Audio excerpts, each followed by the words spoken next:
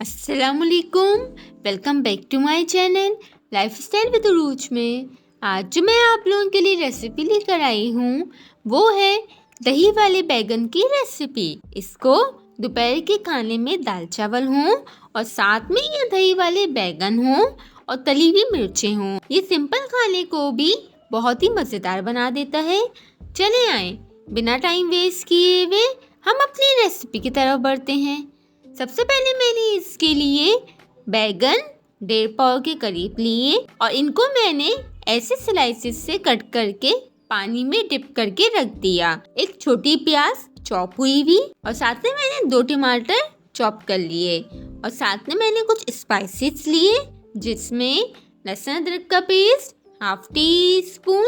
अच्छा, मैंने इसमें कश्मीरी लाल मिर्च ली है ½ टी स्पून, हल्दी 1/4 टीस्पून, गरम मसाला पाउडर 1/4 टीस्पून, जीरा पाउडर 1/4 टीस्पून, भुना कुटा धनिया पाउडर ½ टीस्पून, नमक ½ टीस्पून और भगार करने के लिए मैंने कड़ी पत्ते 10 से 15 पत्ते, साबुत जीरा ½ टीस्पून, कलौंजी 1/4 टीस्पून, कुटी लाल मिर्च 1/4 टीस्पून, लहसुन के जवे 2 जवे चॉप हुए हुए, हरा धनिया स्प्रिंकल करने के लिए।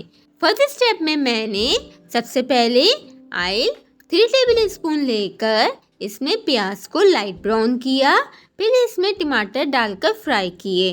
जब टमाटर अच्छी तरह भुन गए और इसमें सारे स्पाइसेस शामिल कर दिए और साथ में लहसुन अदरक भी शामिल कर दिया, फिर मसालों को अच्छी तरह 1 टेबल स्पून पानी डालकर भूनती रही।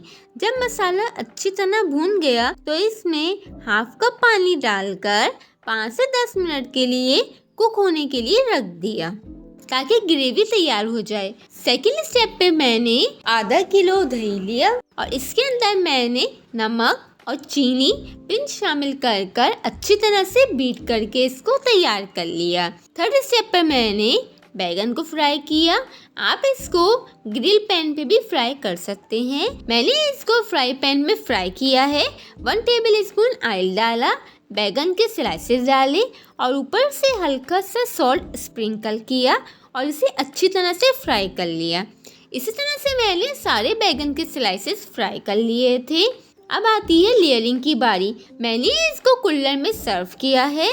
आप चाहें तो आप इसको गिलास डिश में भी सर्व कर सकते हैं। इसमें दही ठंडा ठंडा और बहुत मज़ेदार लगेगा। सबसे पहले मैंने जो ग्रेवी का मसाला तैयार किया था इसकी लेयर लगाई और ऊपर से फ्राई किए हुए बैगन रखे, फिर दही डाला।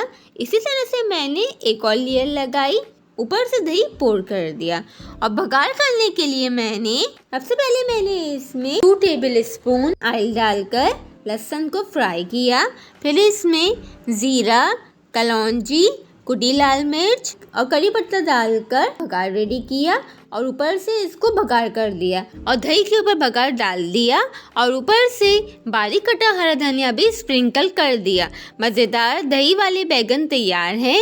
बहुत ही मज़े के बनते हैं।